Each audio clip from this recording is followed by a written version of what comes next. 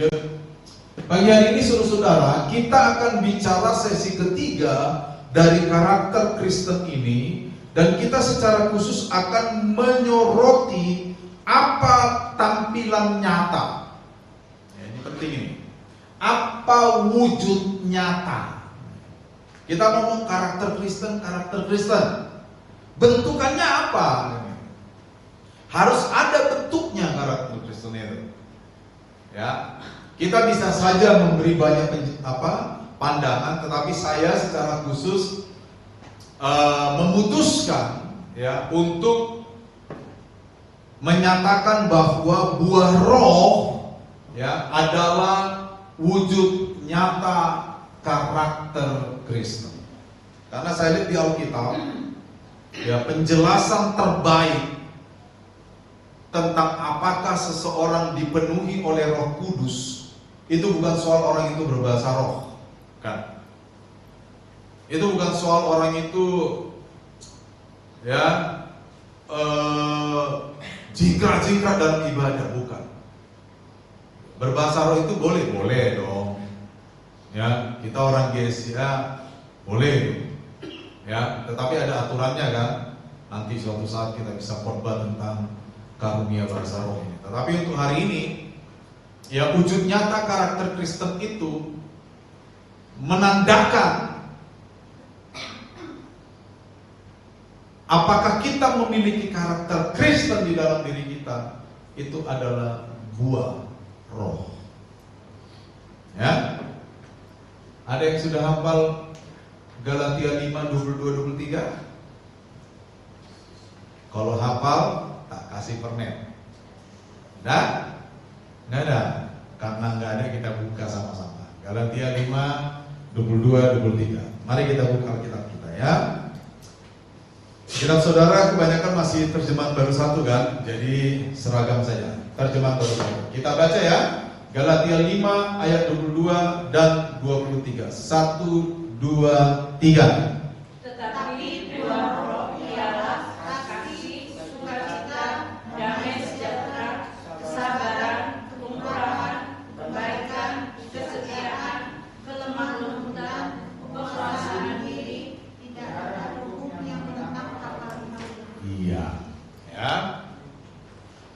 Tidak ada hukum yang menentang hal itu.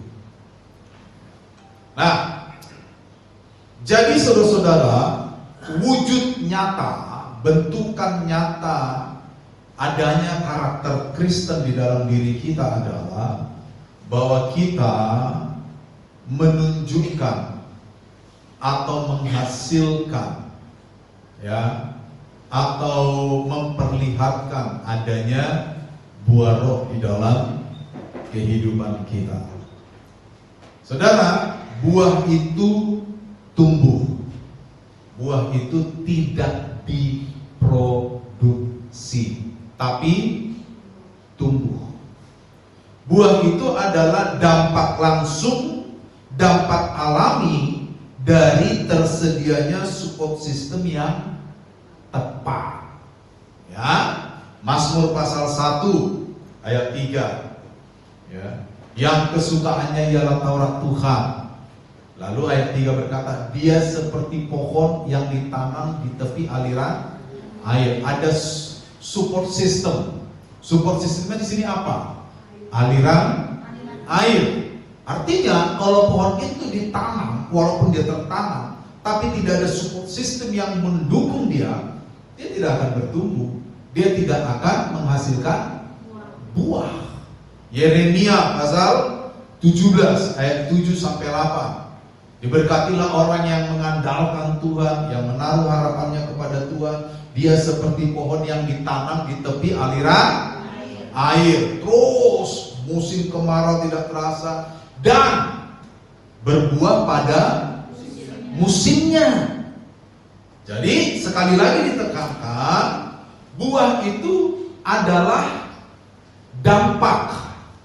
Buah itu adalah konsekuensi alami dari adanya support system yang tepat. Buah tidak diproduksi, Sesuatu yang diproduksi itu fabrikasi, betul nggak? Sepatu diproduksi. Ya, kalau ada buah diproduksi pasti palsu buah itu. Makanya kalau orang Kristen suka memproduksi buah tiba-tiba, pasti hidupnya palsu itu. Tiba-tiba baik, ya kan? Betul nggak?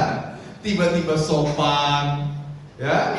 Tiba-tiba penuh kasih, tiba-tiba penuh sukacita. Itu palsu pasti. Kenapa palsu? Besok berubah dia itu lagi. Tapi buah, ya, ketika kita ada di dalam support system yang tepat, itu digambarkan seperti pohon yang ditanam di tepi aliran air. Yohanes 15 berkata, seperti ranting yang melekat pada pokok anggur, maka kita akan menghasilkan buah. Ya. Nah, karakter Kristen itu digambarkan, atau tepatnya saya memilih menggambarkan karakter Kristen itu dengan buah roh, ya. Dan bagaimana kita bisa menghasilkan buah roh? Kita harus melekat pada support system yang tepat. Jadi mustahil orang bisa menunjukkan adanya buah roh dalam hidupnya sementara dia tidak melekat kepada sumber yang tepat, yaitu Allah. Ya, mustahil orang Kristen, ya ini orang Kristen ya, bukan orang luar Kristen. Mustahil orang Kristen menghasilkan buah atau karakter di dalam dirinya jika dia tidak hidup di dalam kehendak Allah, di mana Allah adalah support system baginya untuk menghasilkan buah. Hari ini Allah Roh Kudus diberikan kepada kita. Jadi ketika kita tidak melekat kepada Allah, maka tidak mungkin kita bisa menghasilkan buah. Atau lebih tepatnya, tidak mungkin kita bisa memiliki karakter Kristus ketika pada saat yang sama kita tidak melekat kepada Kristus. Amin. Ya. Jadi palsu kalau ada orang bilang ya bahwa dia memiliki karakter Kristen, tapi di saat yang sama dia hidup di dalam daging. Coba lihat Galatia 5:22 kan itu bicara tentang buah roh, ya kan? Ayat 19 apa dikatakan? Perbuatan daging telah nyata, yaitu percabulan, kecemaran. Ayat sebelumnya mungkin? Akan tetapi jikalau kamu memberi dirimu dipimpin oleh Roh, maka kamu tidak hidup di bawah hukum Taurat. Iya. Jadi ketika kita memberi diri dipimpin Roh, maka kita tidak hidup di bawah hukum Taurat yang dipahami pada waktu itu adalah perbuatan daging. Perbuatan daging dikatakan telah nyata. Jadi ada orang yang hidup di dalam perbuatan daging pada saat yang sama ngaku-ngaku hidup di dalam Roh. Gak mungkin. Gak mungkin itu. Makanya tadi saya katakan buah itu nggak bisa diproduksi. Kalau kita memproduksi buah di dalam diri kita tanpa support sistem yang tepat, yang alami, buah itu palsu, asem. Kenapa? Karena hari ini kita baik banget, ya kan? Tapi besok enggak, karena kita disinggung orang, ya kan? Disinggung orang kita baiknya hilang. Itu buahnya diproduksi, bukan tumbuh secara alami. Tapi kalau orang yang buahnya tumbuh secara alami, biarpun disakiti, tetap dia nggak berubah. Amin. Hari ini kita harus akui, banyak orang buahnya itu diproduksi. Tadi pagi saya baru baca status Facebook seseorang pendeta, kata-katanya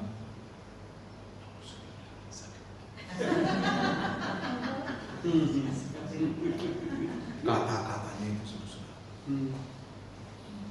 luar biasa biasa pendeta ini. Pendeta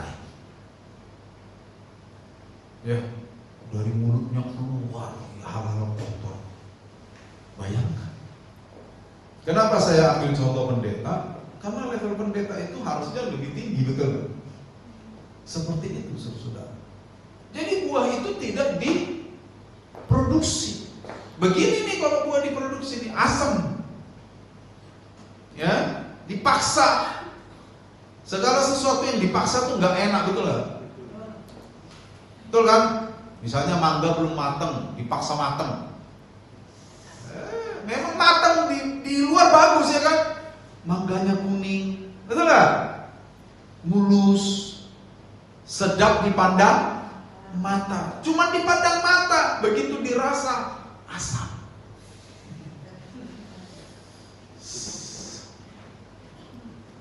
Ya kan? Asam. Itu karena buah itu diproduksi, difabrikasi. Tapi kalau buahnya alami, matang di pohon misalnya, coba matang tuh, ya kan? Dimakan, waduh, terasa manisnya, ya kan? Terasa enaknya, terasa segarnya. Nah, buah roh itu begitu, harus lahir secara alami. Makanya dikatakan berbuah pada. Mana ada buah tiba-tiba muncul? Ada. Orang Kristen ini suka berbuah tiba-tiba ini loh. Kalau ada maunya. Betul? Kalau ketemu bos besar sabar dia. Ya, karena bos besar. Ketemu anak gue diinjek kakinya, jempolnya. Langsung anak buahnya, jempol kakiku terinjak terlompat, ya kan?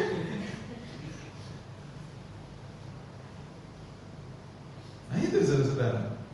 Tapi kalau dia buahnya lahir secara alami, ketemu bos besar, ketemu anak buah sama, ya kan? Sama deh, sama-sama sabar, sama-sama sukacitanya. Itu kalau buah dihasilkan secara alami. Bagaimana supaya buah dihasilkan secara alami? Melekat kepada support system yang tepat. Kalau dalam konteks kita sebagai orang-orang percaya dan iman, maka support system yang tepat adalah Yesus. Akulah pokok anggur yang benar, Bapa pula pengusahanya, kamulah ranting-rantingnya. Kamu tidak dapat berbuah apabila tidak melekat kepadaku, katanya, betul lah. Ranting akan bisa berbuah ketika ranting itu melekat kepada pohonnya. Gak mungkin ranting jalan sendiri tiba-tiba berbuah, pasti sulap itu, pasti magic itu, betul lah. Jangan mau jadi orang Kristen magic, orang Kristen sulap yang berbuah tiba-tiba. Proses berbuah itu harus jelas, melekat pada sumber yang tepat, jelas. Buah saja begitu, pohon kok dia mengalami proses yang namanya fotosintesa, betul nggak? Ya, dia membutuhkan sinar matahari, akar membawa air dan mineral yang diperlukan oleh daun, sehingga terjadi proses fotosintesis, dan proses ini menghasilkan buah. Ada prosesnya. Mana ada tiba-tiba pohon ditanam, tung, besok langsung berbuah? Nggak ada. Iman juga begitu, nggak bisa berbuah tiba-tiba. Karakter itu dibentuk, bukan diproduksi. Kalau karakter diproduksi, yaitu tadi, hari ini tempe, besok delay, ya kan? Kepada orang tertentu dia sopan, kepada orang tertentu tidak sopan.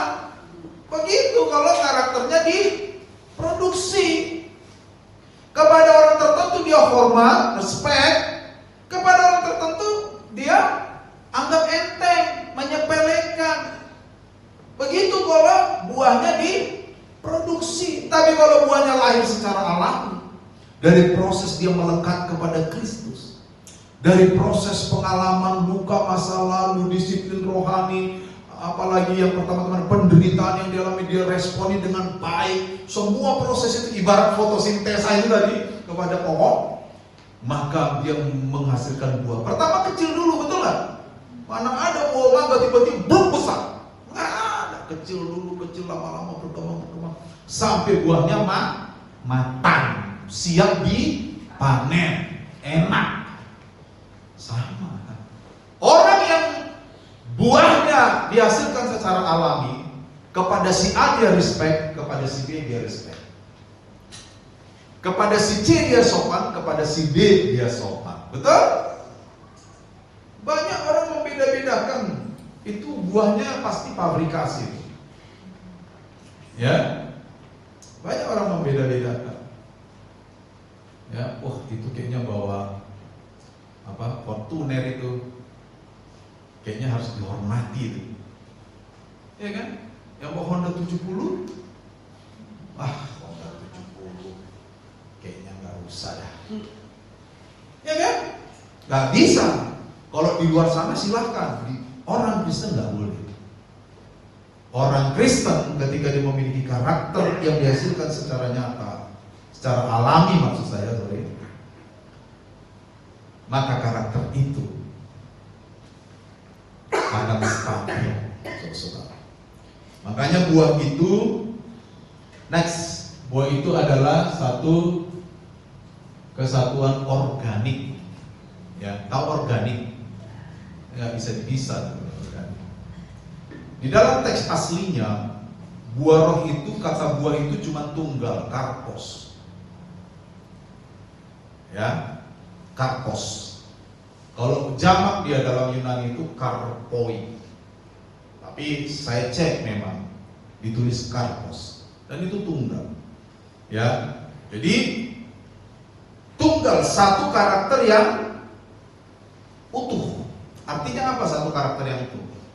Tadi kan dikatakan buah roh adalah kasih, sukacita, damai sejahtera, kesabaran, kebaikan, kesetiaan, lemah lembutan, penguasaan diri. Satu lagi tertinggal, nggak apa-apa, namanya juga manusia ya. Manusia tempatnya. Karakter utuh. Artinya apa? Jika ada satu kualitas menghilang, yang lain nggak berguna. Saya tanya kepada saudara, kalau kita kehilangan pengendalian diri, masih ada kasih nggak? Ada nggak kasih kalau kita tidak bisa mengendalikan diri kita? Ada kasih nggak? Ada sukacita kalau kita nggak mengendalikan diri? Kita nggak bisa mengendalikan diri, marah juga. Inilah sukacita orang Kristen. Begitu? Nggak ada. Kalau kita nggak bisa mengendalikan diri, apa masih ada kesabaran? Tidak ada. Apa masih ada kelemah lembutan? Begitu? Nggak ada. Jadi saudara-saudara, kenapa dikatakan kesatuan organik? Karena kalau salah satu kualitas yang ada di sana hilang, yang lain nggak berguna dan tidak mungkin ada. Saya tanya, kalau tidak ada kasih, ada nggak kesetiaan? Ada nggak? Suami istri, kalau nggak ada kasih dalam hubungan suami istri, ada kesetiaan? Nggak ada. Brad Pitt lewat, wow. Jennifer Lopez lewat, wow. Ya kan nggak ada kesetiaan.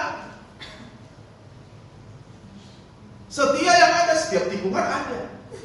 Itu aja yang ada ini. Kalau kelemah lembutannya hilang, apakah kesabaran ada? Enggak ada. Ini lemah lembut bukan bicara kalau kita ngomong soft spoken ya. Ya kan? Ada tuh kan di real ya. Seorang perempuan yang soft spoken, tapi kontennya yang di spoken so hard. Tahu soft spoken ya?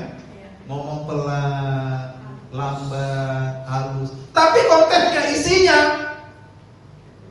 kebun binatang. Kayak dulu saya cerita, zaman-zaman saya masih di Medan, pelan sih. Tikam cantik namanya. Tak tikam ya bang, ditikam matanya. Cedret. Pelan sih ngomongnya. Soft spoken, tapi isinya nggak bagus itu. Itu bukan kelemah lembutan ya. Kelemah lembutan itu saya udah pernah ngomong satu-satu. Jadi kesatuan organik bicara tentang kesatuan karakter. Jika karakter kasih hilang, yang 8 ini gak ada artinya nih. Jika kesabaran tidak ada, tidak mungkin ada kasih, betul gak? Gak mungkin. Jadi jangan bilang, kan yang hilang cuma kesabaran, kasih saya kan tetap utuh padamu. Gak mungkin. Gak mungkin. Makanya ini bukan buah-buahan. Ini bukan buah-buah yang bisa kita pisah-pisah begitu. Ada 9 buah roh. Ya kalau hilang kasih dan sukacita, masih ada 7, masih lebih banyak. Nggak ada itu cerita begitu. Sekali lagi di dalam teks Yunaninya aslinya, ini hanya 1 buah, karpos. Yang ditampilkan di sana itu kualitas dari buah itu. Artinya kalau kita membeli sebuah apel, lalu kita congkel sebagian, itu sudah tidak utuh, betul? Udah gak utuh.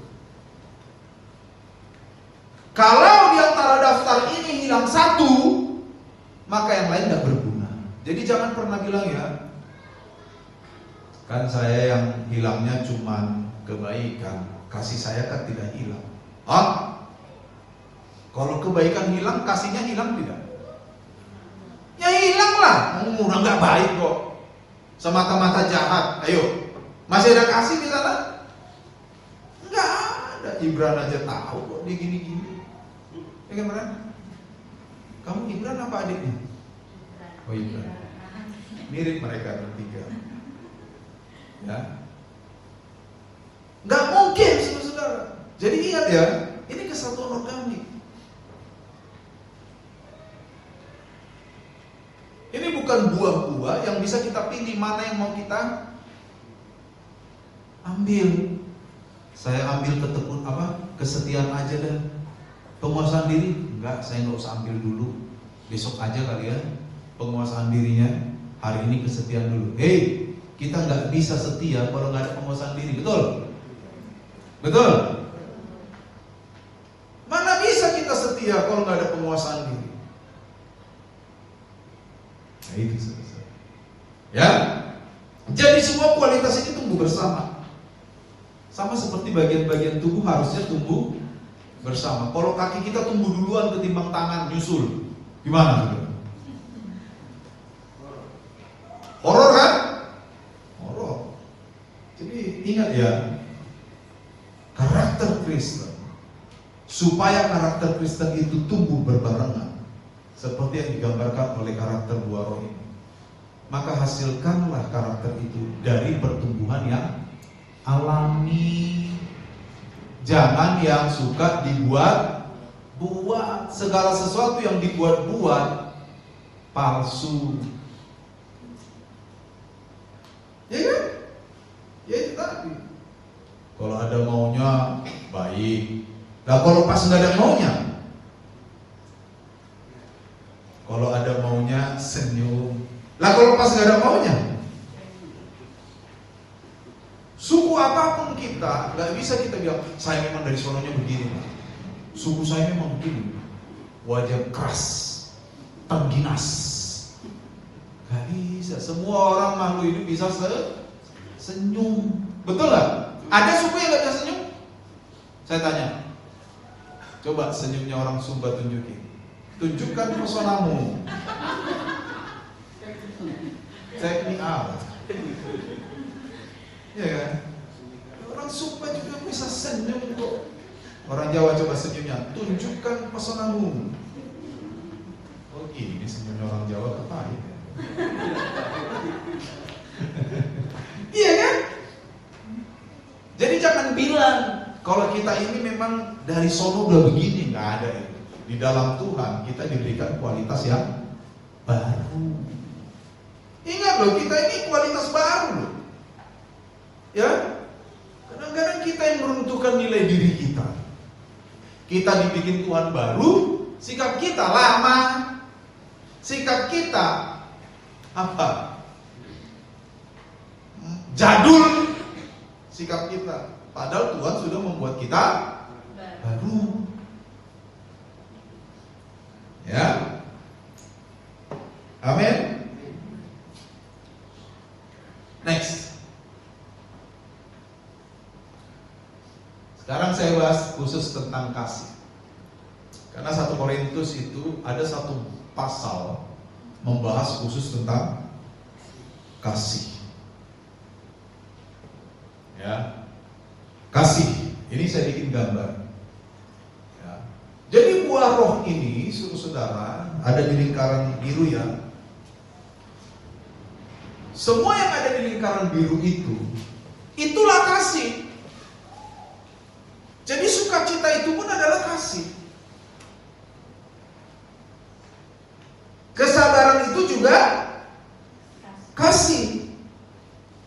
Kesetiaan itu juga kasih. Kemurahan pun adalah kasih. Ya. 1 Korintus pasal 13 itu membahas secara khusus tentang kasih. Jadi kalau kita bahas tentang kasih, pada saat yang sama sebenarnya kita juga bahas tentang kesabaran. Kita juga bahas tentang kemurahan. Kita juga bahas tentang kesetiaan, kelemah lembutan, damai sejahtera, sukacita, kebaikan, penguasaan diri. Itu kita bahas ketika kita membahas tentang kasih. Karena kasih itu adalah sukacita. Kasih itu adalah kesabaran. Kasih itu adalah kelemah lembutan. Kasih itu adalah penguasaan diri. Kasih itu adalah kemurahan. Gak bisa dipisahkan itu. Jangan bilang, saya punya kasih aja walaupun saya gak punya kemurahan hati. Gak bisa. Kasih itu adalah kemurahan. Nah, 1 Korintus pasal 13 memberikan kepada kita superioritas kasih. Sekalipun aku dapat berbicara di dalam semua bahasa, bahkan berbicara dalam bahasa malaikat. Ada yang bisa bahasa malaikat? Ada? Siapa di antara kita yang bisa bahasa asing 1, 2, atau 3? Ada yang bisa bahasa India? Bisa, Pak. Nih, Pak. Tidak. Masa bahasa India? Nih, Pak. Paknya itu Indonesia itu. Nehi memang bahasa India, artinya tidak. Nehi kali. Kucuk kota.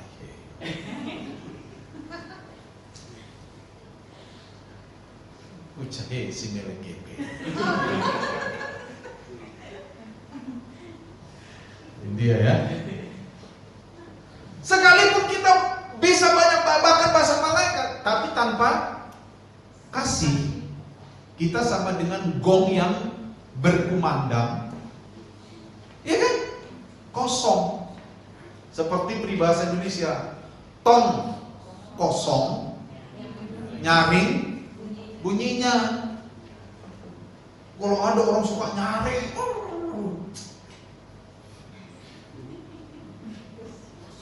kayaknya nggak semua orang nyaring itu tong kosong. Kadang nyaring juga karena ada isinya. Tapi kebanyakan orang nyaring tong kosong. Memang tong kalau kosong dipukul, nyaring dia. Coba penuh pasir, gitu dia. Ya. Jadi tanpa kasih, tanpa buah roh, semua karunia rohani nggak berguna, saudara. Jadi jangan bangga kalau kita punya karunia rohani, termasuk membangkitkan orang mati. Tapi hari ini kan paradigma Kristen itu terbalik, betul nggak? Coba ada misalnya saya nih, pendeta GSC Lembah Pujian Sumba Besar. Ada orang mati, saya itu akan bangkit. Oh, diundang saya sampai kemana-mana, betul? Betul nggak? Diundang? Diundang. Padahal yang saya bangkitkan itu belum tentu bertobat, jahat lagi waktu itu.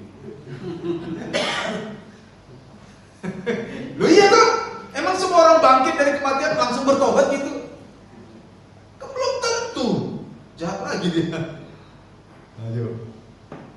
Padahal Alkitab mencatat karakter itu melebihi apapun, bahkan melebihi karunia rohani.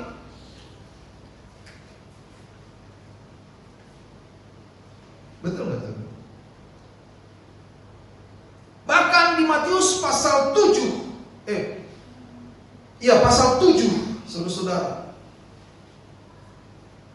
Ketika Yesus berkata, nanti ada orang berseru-seru. Maaf, tidak semua orang yang berseru-seru Tuhan akan masuk dalam kerajaan Allah. Orang yang berseru-seru Tuhan ini punya karunia enggak? Punya. Mengusir syaiton. Apalagi menyembuhkan orang, betul, menumpangkan tangan, betul nggak? Kan ditulis itu.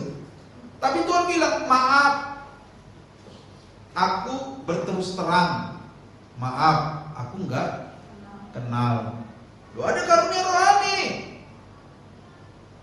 Karena tidak memiliki kasih karakter itu. Kasih kepada Allah adalah ketaatan kepada Allah. Makanya masuk dalam kerajaan surga mereka yang menaati kehendak Bapakku. Ya.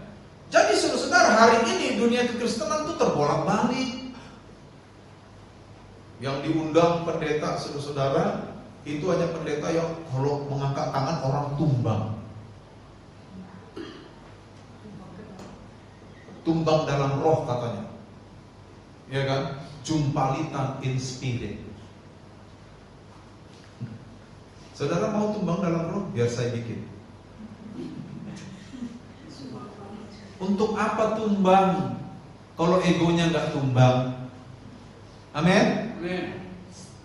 Habis tumbang tetap aja ego. Habis KKR dapat kue dia ambil 2, sementara yang lain belum dapat. Padahal baru tumbang. Badan tumbang, ego nggak tumbang. Mikirin diri sendiri, betul gak? Nanti kalau ada sisa seperti waktu peristiwa 5.000 diberi makan tuh, baru ambil sisanya. Yang leftover itu diambil yang sisanya. Betul gak? Ada loh teman saya begitu. Kami dulu setiap Jumat malam di Sakti kan ibadah, karena besoknya kami mau pelayanan ke berbagai tempat. Ibadah kita setiap Jumat malam. Nah, adalah anak Tuhan di Malang itu yang punya kemurahan besar kepada anak-anak sekolah Alkitab, karena kami tiap hari makan tempe, tahu, cuma cara mengolahnya aja yang beda. Jadi dia kasihan. Setiap Jumat dia bikin amplop-amplop kecil, isinya mungkin 10.000, karena waktu itu 10 atau 15.000 itu uang besar ya tahun-tahun itu ya. Tahun 97, 98 ya. Ongkos ke Blitar itu waktu itu masih 2.500, naik pulang pergi 5.000. Jadi dibikin banyak. Ada kakak kelas saya, dia udah tahu tiap Jumat malam pasti bapak ini ada, benar bapak itu selalu duduk di belakang dicekol. Begitu pulang dia berdiri kan, dikasih satu-satu. Memang nggak semua dapat karena terbatas. Tapi yang duluan dandan, yang duluan ini dapat. Ada kakak kelas saya tuh, dia udah tahu kan, tiba-tiba dia langsung sebelum amin dia duduk sana. Dapat dia satu, muter lagi dia motong kompas, dapat 2. Yang lain nggak dapat. Tahu apa dia bilang? Kurang iman sih lu katanya. Coba, ini baru KKR, tumbang deh badannya, egonya nggak tumbang. Orang Kristen nggak boleh begitu, nggak boleh. Amin.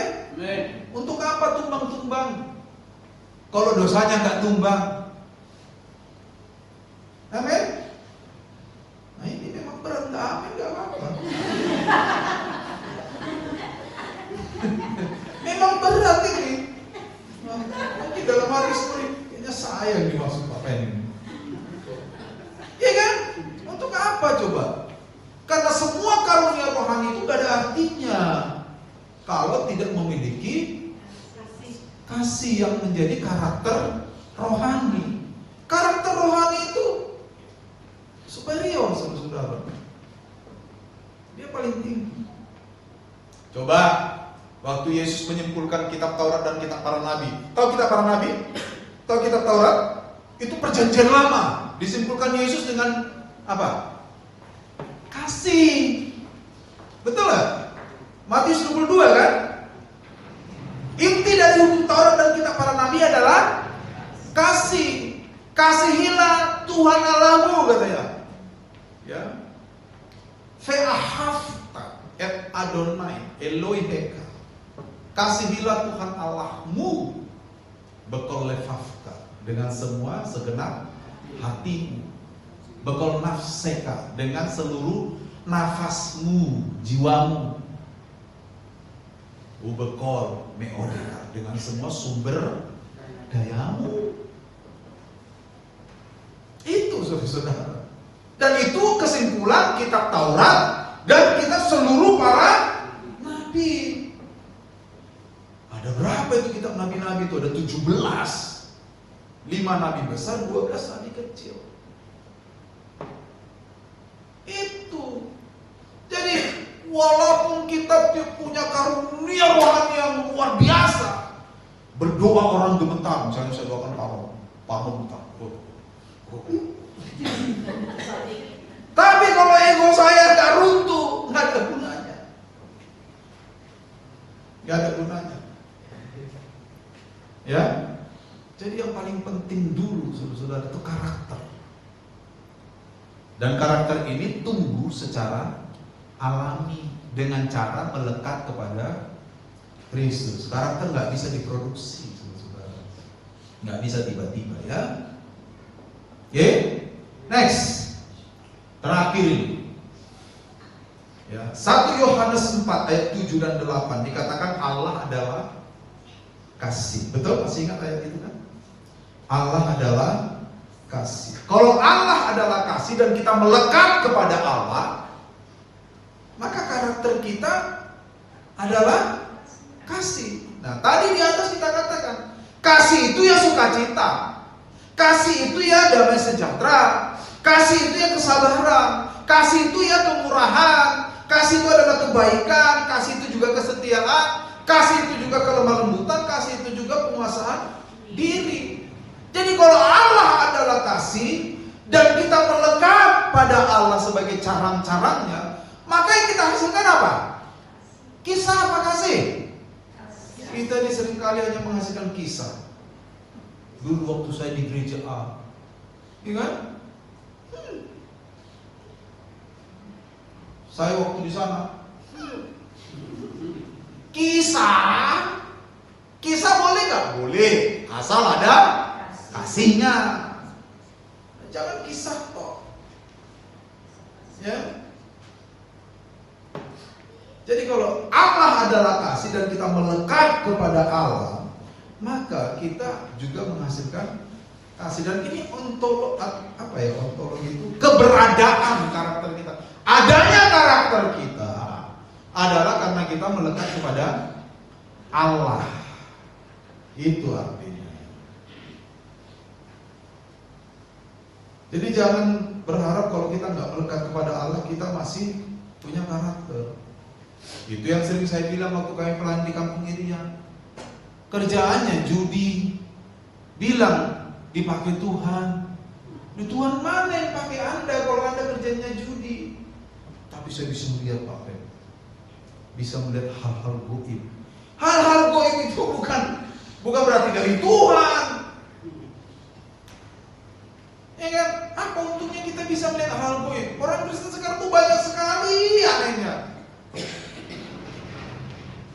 Sekarang saya tanya, kalau ada lihat setan di rumah, apa itu sesuatu yang luar biasa begitu?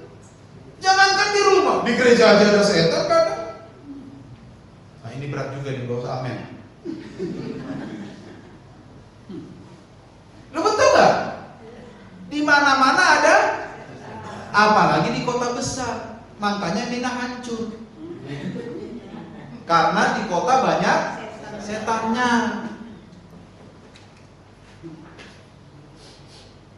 Betul saudara. Kalau kita bisa lihat setan, apa sih untungnya? Ya nggak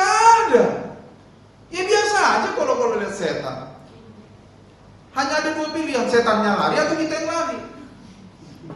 Kebanyakan kita yang lari. Itu harus dipertanyakan itu. Lihat setan kok lari. Ya. Jadi saudara-saudara sekali lagi, Allah adalah kasih, maka kita yang melekat sebagai cara kepada Allah harusnya menghasilkan kasih. Ya. Karakter Kristen tidak sama dengan karunia rohani atau karunia Kristen, tidak sama. Karunia itu bisa kita bikin-bikin. Ya bisa kita bikin-bikin dengan kecerdasan kita. Waktu kita ngomong, kita mainkan psikologi orang, kita bisa memilih kata-kata yang tepat menyentuh hatinya yang paling dalam. Dia bisa saja nangis, betul gak? Betul kan? Psikiater kan belajar menyentuh emosi orang yang paling dalam. Nangis dia. Apakah itu karakter besar? Tidak. Itu kemampuan. Itu bagus, nggak salah. Tapi bukan karakter Kristen. Karakter Kristen dihasilkan karena kita melekat kepada Allah yang adalah kasih. Makanya nggak ada cara lain. Melekatlah kepada Allah. Amin. Ya. Kalau kita melekat kepada Allah, jangan ada rasa benci lagi di hati. Amin. Jangan ada alasan, tapi biarpun saya benci Pak, tapi saya rindu kok. Nggak ada itu. Itu cuma lagu. Benci tapi rindu, nggak ada itu. Kalau kita melekat kepada Allah yang adalah kasih, jangan ada lagi iri hati. Itu semua berkaitan. Nafsu daging tadi kan, keinginan daging kan, jangan ada lagi dendam di antara manusia. Jangan ada lagi sakit hati, pahit hati, jangan. Karena kita melekat kepada Allah yang adalah kasih. Mari kita hasilkan karakter Kristus secara alami, melekat pada Tuhan. Hargai firman-Nya. Ya. Hargai hadiratnya setiap hari. Ya. Minta pimpinannya setiap hari. Minta perlindungannya setiap hari. Berkomunikasi dengan Allah setiap hari. Entah di jalan, entah di rumah, entah apapun yang kita kerjakan. Makanya firman Allah berkata, berdoalah senantiasa. Itu bukan berarti kita tiap hari di gereja.